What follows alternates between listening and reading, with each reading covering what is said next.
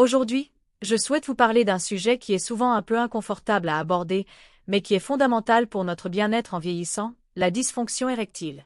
Je sais que cela peut être une source de honte pour beaucoup, mais mon objectif est de vous fournir les outils et les informations nécessaires pour comprendre et affronter ce défi avec autant de sérénité que possible. Ce que je vais partager aujourd'hui est spécifiquement destiné à ceux qui ont déjà dépassé les 50 ans, ceux qui ont peut-être remarqué certains changements dans leur vie intime et qui cherchent des moyens de continuer à profiter de cette partie essentielle de notre existence. Nous aborderons ce sujet avec le respect qu'il mérite, soutenu par des études sérieuses et des données rigoureusement recherchées par des professionnels de la santé et des psychologues réputés. L'intimité ne doit pas se faner avec l'âge. Avec les soins appropriés, elle peut rester vivante et significative à mesure que nous vieillissons. Il est naturel que nos corps subissent des changements, certains plus visibles que d'autres. La dysfonction érectile est l'une de ces affections qui touchent de nombreux hommes en maturité. En termes généraux, on estime qu'environ la moitié des hommes de plus de 50 ans éprouvent une certaine difficulté à maintenir une érection ferme et durable.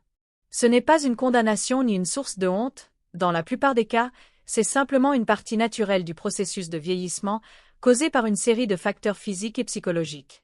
Pour mieux comprendre ce qui se passe, commençons par les bases. La fonction érectile est étroitement liée à la circulation sanguine. Au fil du temps, nos artères peuvent devenir moins flexibles ou se dilater en raison de l'accumulation de plaques, ce qui rend plus difficile la circulation sanguine adéquate. Puisqu'une érection dépend en grande partie du flux sanguin, toute condition affectant les vaisseaux sanguins peut avoir un impact. Cela est particulièrement pertinent pour ceux qui souffrent de conditions comme l'hypertension, le cholestérol élevé ou le diabète, des affections qui deviennent plus courantes avec l'âge. Par exemple, des études récentes ont montré que les hommes souffrant d'hypertension ont jusqu'à 70% de chances en plus de développer une dysfonction érectile par rapport à ceux ayant une pression artérielle normale. Il en va de même pour le diabète. Les hommes diabétiques ont 2 fois plus de risques d'éprouver des problèmes érectiles que ceux n'ayant pas cette affection. Un autre facteur important est le rôle des hormones. La testostérone, une hormone clé pour la fonction sexuelle masculine, tend à diminuer avec l'âge.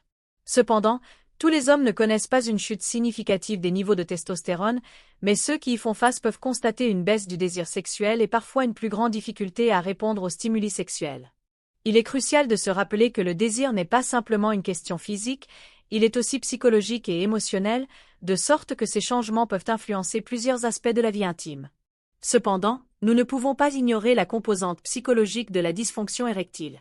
C'est là que le stress, l'anxiété et la dépression jouent un rôle important. L'anxiété de performance, la peur constante de ne pas être à la hauteur, peut devenir un piège mental. Lorsqu'un homme commence à s'inquiéter excessivement de ses échecs pendant l'intimité, son anxiété augmente, ce qui, à son tour, rend ses échecs plus probables. Malheureusement, ce cycle s'auto-alimente. Les attentes sociales influencent également ce problème. La fausse croyance selon laquelle l'intimité doit toujours impliquer une érection peut exercer une pression inutile sur l'homme et son partenaire.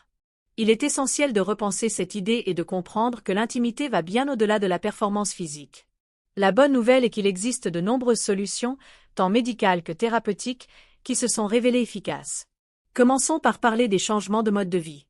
Il n'est pas secret que l'exercice régulier et une alimentation équilibrée peuvent faire des merveilles pour la santé.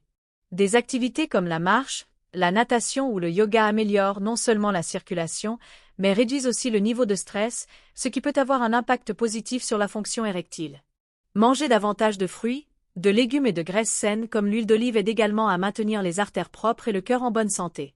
Arrêter de fumer et réduire la consommation d'alcool sont également des étapes importantes. Le tabac, par exemple, endommage les vaisseaux sanguins, ce qui peut limiter le flux sanguin vers les zones intimes. Quant au traitement médical, plusieurs options existent. Les médicaments qui améliorent la circulation sanguine vers les zones génitales sont bien connus, mais il est important de préciser qu'ils ne sont pas une solution magique. Ces médicaments, bien qu'efficaces, doivent être prescrits par un médecin et pris avec prudence, car ils peuvent avoir des effets secondaires. Tous les hommes ne sont pas des candidats idéaux pour ces médicaments, en particulier ceux ayant certaines affections cardiaques ou prenant des médicaments pour l'hypertension. La thérapie hormonale est également une option pour certains hommes. Si les niveaux de testostérone sont particulièrement bas, le médecin peut suggérer une thérapie de remplacement hormonal, mais toujours sous surveillance étroite, car ce traitement comporte des risques.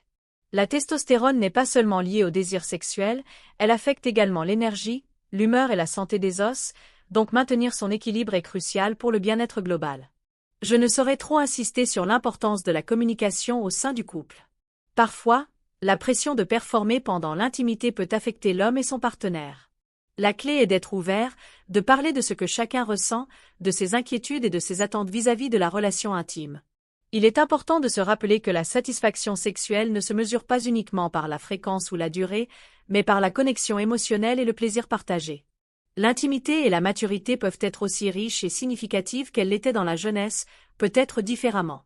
Les caresses, la tendresse, les gestes d'amour et de compréhension mutuelle sont tout aussi importants que tout autre type d'interaction intime. Pour ceux qui préfèrent une approche plus naturelle, il existe aussi des dispositifs comme les pompes à vide qui peuvent aider à améliorer la réponse du corps sans nécessité de médicaments. Ces appareils fonctionnent en créant un vide autour des zones intimes, augmentant le flux sanguin et facilitant l'érection. Bien que cela ne soit pas l'option la plus glamour, de nombreux couples trouvent que c'est une solution efficace, surtout lorsque d'autres méthodes ne fonctionnent pas ou sont déconseillées. Pour aller plus en profondeur sur ce sujet, il est crucial de comprendre que la dysfonction érectile ne doit pas être vécue comme une fatalité, ni une source de honte. Il est naturel, surtout en vieillissant, de rencontrer des défis dans les relations intimes. Cependant, cela ne signifie pas que la vie sexuelle doit être sacrifiée.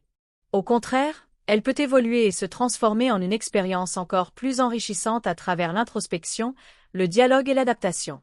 La dysfonction érectile peut être le signe d'un certain nombre de facteurs physiques et émotionnels, mais elle est aussi une occasion de se reconnecter avec son partenaire, d'explorer de nouvelles manières d'intimité et de redéfinir ce que signifie réellement plaisir et satisfaction dans un couple mature. Cherchez du soutien, que ce soit auprès d'un sexologue, d'un médecin ou dans le cadre d'un groupe de soutien, permet de sortir de l'isolement. Trop souvent, les hommes hésitent à parler de leurs difficultés sexuelles par crainte de jugement ou de stigmatisation. Pourtant, il est fondamental de savoir qu'il existe des solutions variées, qu'elles soient médicales, thérapeutiques ou même comportementales, et que des milliers d'autres hommes traversent la même épreuve. Il est donc important de normaliser cette conversation et de se rappeler que la santé sexuelle fait partie intégrante de notre bien-être général. En étant à l'écoute de son corps, en étant ouvert au dialogue avec son partenaire et en recherchant les bonnes ressources, on peut restaurer la confiance en soi et retrouver une vie intime épanouie. Enfin, il est essentiel de bien comprendre que la dysfonction érectile à un âge avancé ne signifie pas que la fin d'une vie sexuelle satisfaisante est inévitable. Avec les bonnes informations, une communication ouverte et un soutien médical adéquat, il est tout à fait possible de maintenir une sexualité riche et satisfaisante. La sexualité mature ne doit pas chercher à reproduire la jeunesse, mais plutôt à s'adapter aux nouvelles dynamiques du corps et des émotions. Elle peut être tout aussi gratifiante, voire plus, si elle est abordée avec une attitude positive, une pleine acceptation des changements physiques et une volonté de nourrir la relation avec de nouveaux moyens d'intimité. Souvenez-vous que le bien-être sexuel est aussi important que le bien-être physique et émotionnel. Ne sous-estimez jamais l'impact qu'a sur votre vie l'attention que vous portez à votre santé intime, et n'oubliez pas qu'il existe toujours un chemin pour améliorer la qualité de vie sexuelle, quel que soit l'âge. Et comme toujours, ici à Sabia Vest Sexualité et Santé, nous nous engageons à vous accompagner dans ce voyage, avec respect, bienveillance et expertise. Vous n'êtes pas seul, et ensemble, nous pouvons trouver des solutions pour que chaque étape de votre vie soit marquée par une intimité sereine et épanouissante.